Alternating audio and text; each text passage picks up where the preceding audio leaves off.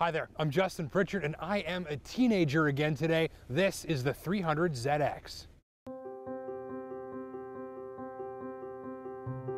As a kid, whenever me and my dad would go on a car ride, we'd pass the time talking about cars, mostly because I was obsessed with them.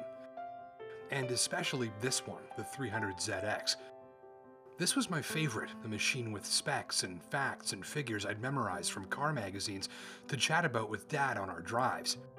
It was these sort of modern Japanese sports cars of the era that had a way of setting off that spark in my rapidly forming gearhead brain and giving me and Dad something to bond over.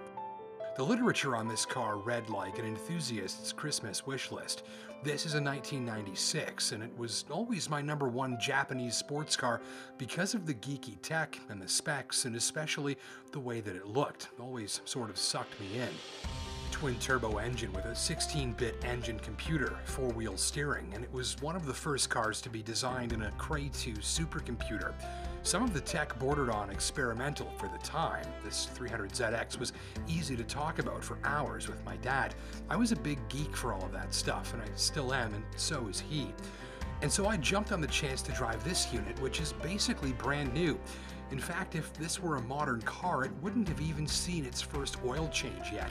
It spent much of its life in a garage at Nissan headquarters, driven very occasionally, and basically stored away to preserve some physical piece of this time in Nissan's history.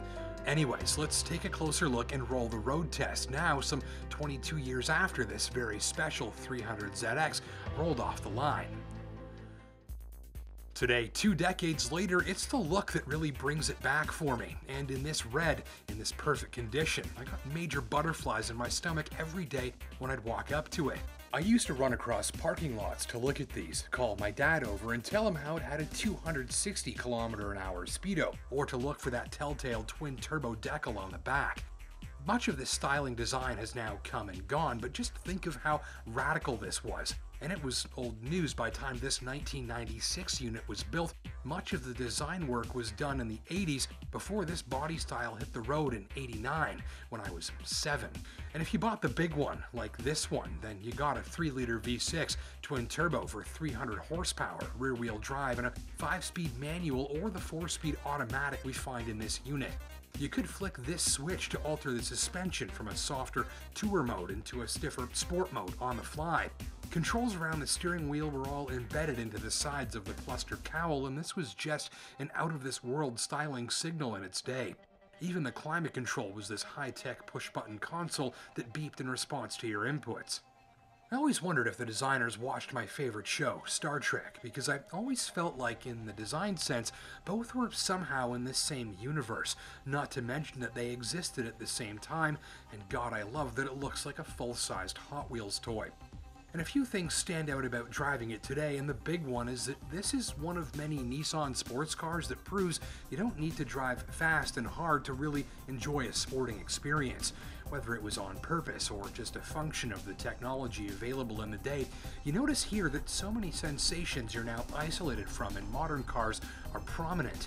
It's louder at speed than a modern car. The suspension isn't as isolated, neither is the steering.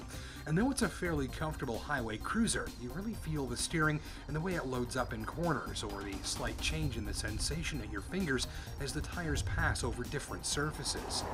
And the suspension and what's happening between the tires and the road, the way that the car rides like a coilover-equipped weekend track car when you set the suspension into that sport mode, or in tour mode where it just glides along. There's a big difference between the modes, and many cars use an evolution of this technology today.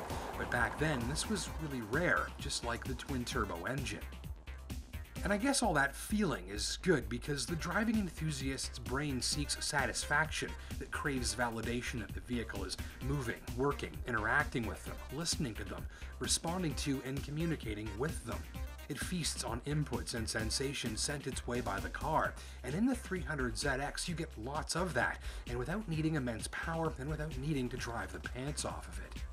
So here's a sports car that's just as enjoyable on a highway cruise as it is being driven with intent, and that core of the Nissan sports car experience was the way things were designed and the way they largely remain today.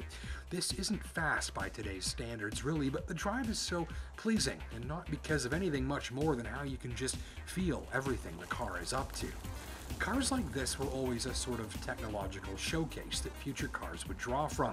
Some of the tech was nearly experimental and didn't stick around, but a lot of what the 300ZX brought to market has since been evolved and changed and tweaked, and in spirit, it's sort of lived on. It was one of many Nissan models that aimed to put high performance within reach of the masses, relatively.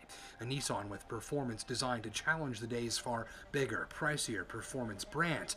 And that spirit of making driving pleasure accessible still carries on with machines like the 370Z and GTR, which are world-class performers with reasonable price tags that are enjoyable to drive any day, anywhere, and by anyone. And speaking of pricing, this 300ZX had a brand new price of about 55,000 Canadian dollars, which was huge, and we've seen ultra-low mileage copies of this car sell in the not-so-distant past for 6 figures. I can't imagine what this machine might be worth today, and I'm told that today, filming this might even be the first time this car has ever seen the rain. And so its past lives on and reminds us of an era where Nissan's sporting history was well established and where it was starting to head at full twin-turbo speed in a high-tech new direction. This car signaled things to come, and today's fast Nissans exist and thrive because of machines like this whose past paved the way to a modern performance future. So what's in this machine's future? Well, that's pretty certain. It's going to go back into a nice warm garage where it'll be admired and kept comfortable and driven on occasion by a few lucky people as a reminder of where some of Nissan's sports and performance DNA comes from. I'm Justin Pritchard.